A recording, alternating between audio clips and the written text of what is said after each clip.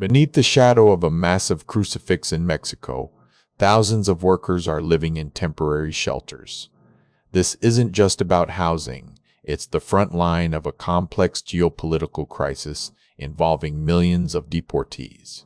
Today we are exploring the emerging tent cities in Ciudad Juarez, where laborers and construction workers are rapidly building encampments to house undocumented Mexicans returning from the United States.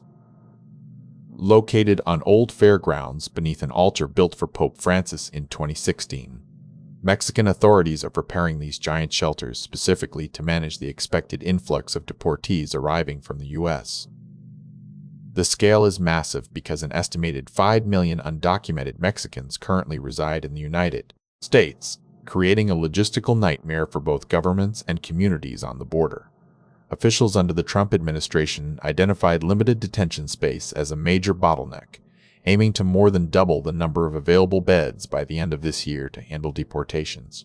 These encampments represent a temporary but necessary infrastructure shift, moving away from traditional prisons to mass-capacity tent cities designed for short-term processing of returning migrants.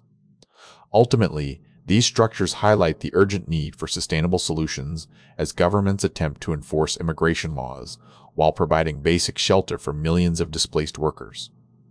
Understanding the mechanics behind these encampments reveals the deep complexity of modern migration.